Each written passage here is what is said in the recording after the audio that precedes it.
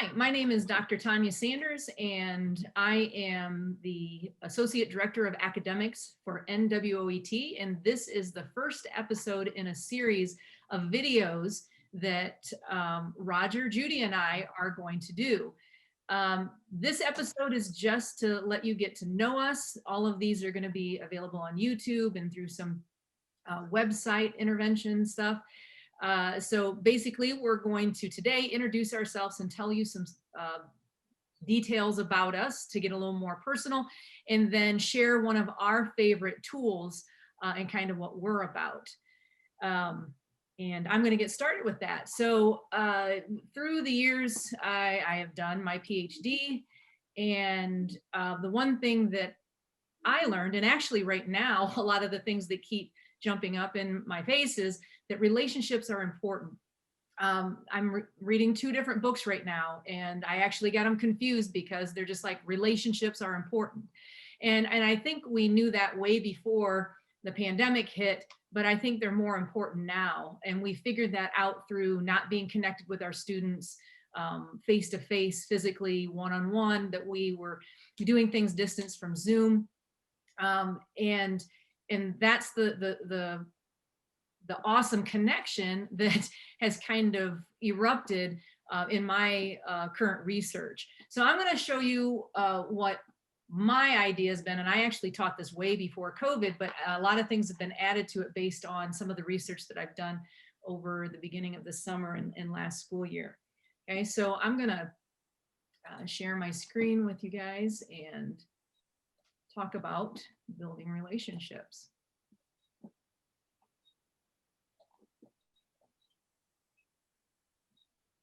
So building relationships in everyday life is important, but even more important in schools. And in some of my series in this self-paced PD, if you will, or the NWOET Now, if you're listening or reading our scanners and listening to this now, and through our YouTube channel, all of this is going to be available to you. But building relationships is very important in your classrooms, because what we want to do is, normally in the world, we've been learning that when I was in school, it was a control factor. Everybody wanted to control the students. They wanted to control what they did, and they didn't care to know more about them. This aspect of my life is, in my research, is talking about having a formal or a professional relationship with your students.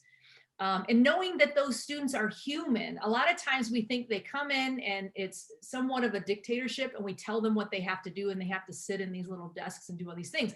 Well, over the years, it's been in our face all the time. Brain-based learning and differentiation and social emotional, all these things have been put in our lives to say, listen, these kids have their own narrative. These kids are not blank slates. We're not feeding them the information. We're adding to that. And the one thing that popped up besides building relationships and making connections in my research was the fact that students want things to be relevant to them. If they're learning math, how can I make it relevant to their lives? How are they going to use it? So we need to recognize their story and their truth. And we need to break through this weird concept of, I'm got control of you. I'm in control of this classroom, and you're going to learn what I say, and make it more of a voice choice student thing. And so through getting to know your students, you'll get to know their abilities, how much they do know, their potential. You don't want to know their previous story from the teacher of the year before. You just want to know that kid that just walked into your classroom, their interests, their personality, their background. And the one thing that I love to do in the getting to know you is I have students build projects. Now, the interface that I've chosen today is Google Sites. But basically, you sit the students down, you pair them up, you have them ask these questions to each other. And I just found this online about get to know you, conversation starters. You can Google this. Also, all of our information will be available to you guys on the YouTube channel, so you could email us and ask us questions about this. But you have the students interview each other and pick out 3 questions, and they have to answer them. So the students are getting to know each other, and then they're going to present these projects or however you choose to do it so that we can get to know them. And the other thing that I have available for you is the students don't even have to know Google Sites, but that is one of our self-paced PD sessions that your students can learn, or you can learn how to do Google Sites very easily through inserting pages, inserting text box, and that kind of stuff. But I've created this template that I'm going to make available to you guys through our resources, that the student would, they put their partner's name here, they put the question 1, and there's even a placeholder for a goofy little picture that the students could put there. And this is one of my favorite tools to use, but also my basic concept that you're going to hear coming from me over and over and over again is make connections, build relationships, show students that they have value, show them that you care about them, that you don't control them, but that you are in this and collaborating with their learning, and you're trying to create this quality of life story through your connection with them. Okay. So I'm going to let Judy start to talk now about herself and introduce herself and talk about her tool. Judy, good morning. Good morning. My name's Judy Tucker, and I work as a consultant. For some of you that may have known me from the past, you keep asking me, are you still working?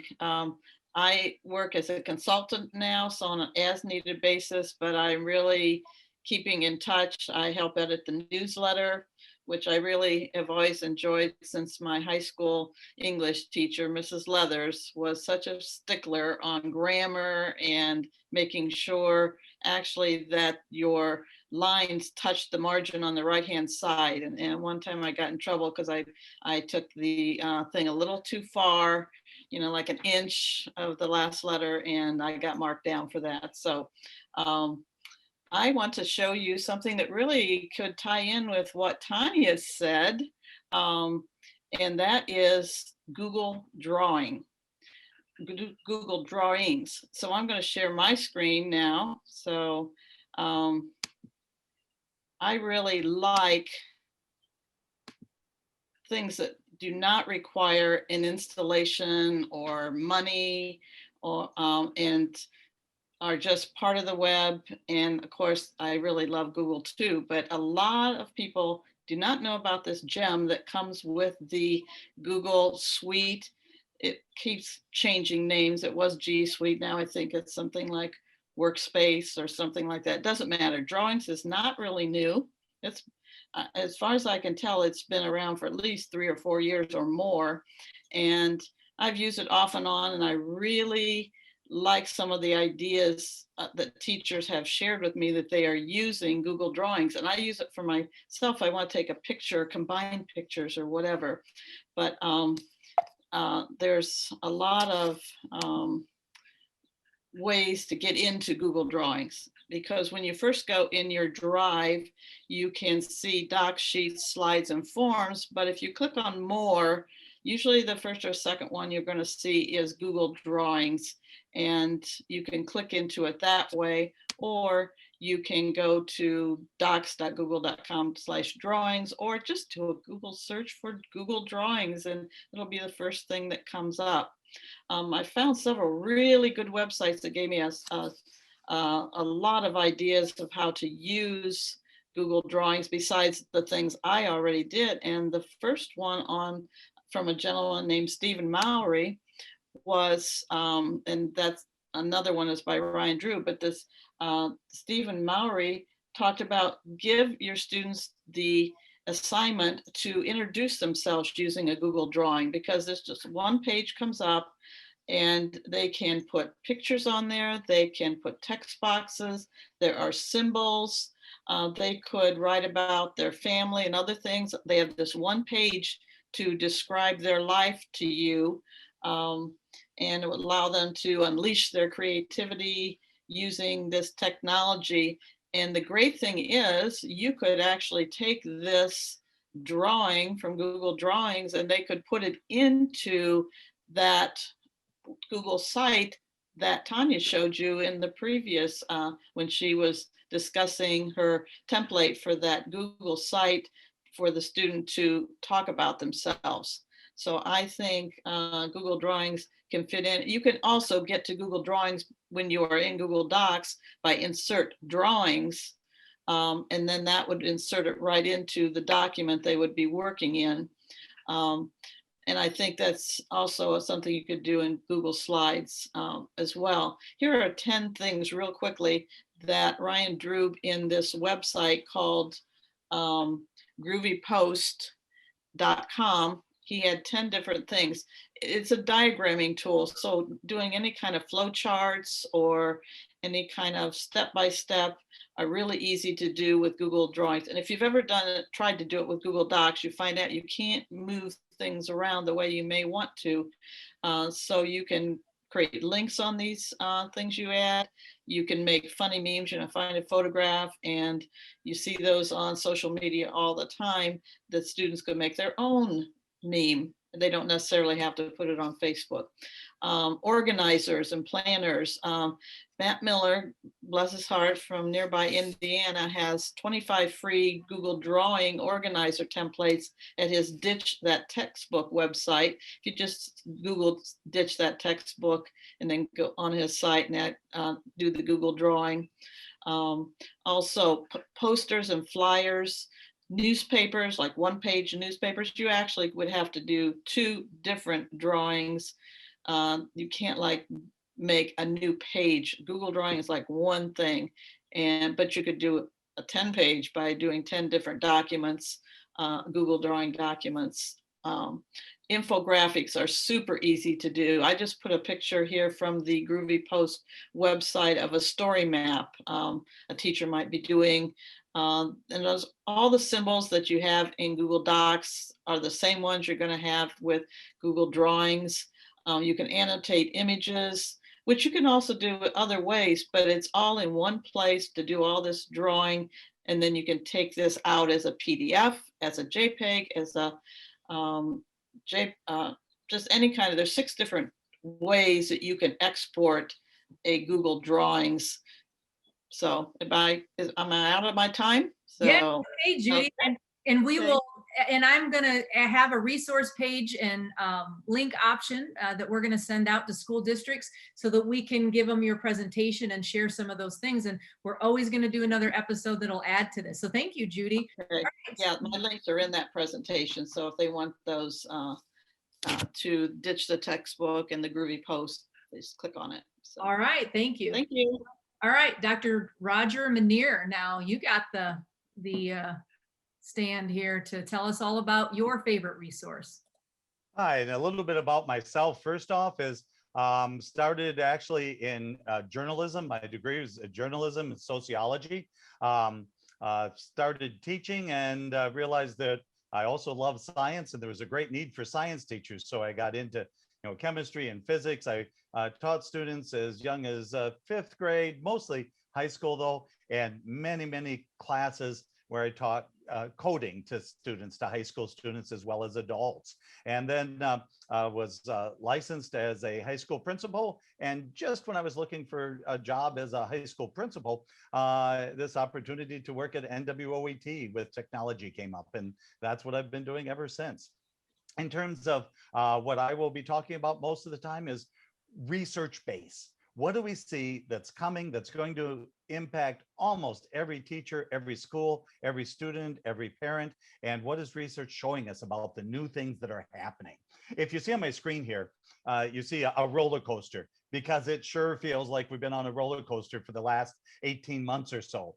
But what's emerging from this? We're going to talk more about what happens as we emerge from COVID in our second edition of this series. But to begin with, I want to talk to you about something that is really new for many students and for many teachers and districts, and is old hat for others. And that is having students have a workplace at home. Because of the funding provided by the state of Ohio in cooperation with your school district and federal recovery programs, we know that virtually every student is going to have internet at home. We know that by fall of 2021, it's going to be somewhere around 98 or 99% of students in most districts will have home internet available, with the goal of 100% of students having home internet by fall of 2022. One of the things we can prepare for this, whether you're brand new at home internet with your students or whether you've been doing it for years, is to make sure our students are ready at home to learn and study using technology. Make sure they have a comfortable place that is going to be as free from distractions as possible. Don't have them pointed looking at the television, that the chair is there, the supplies they need, there's electricity available to plug in their laptop and get it recharged, internet is close by. And to talk a little bit more about the distractions issue, that we know at home, especially having hearing focused on whatever is going on in education helps keep students focused on their learning rather than everything else going around in home. I'd be glad to talk with you some more and share additional resources about at-home learning and preparing that student workspace.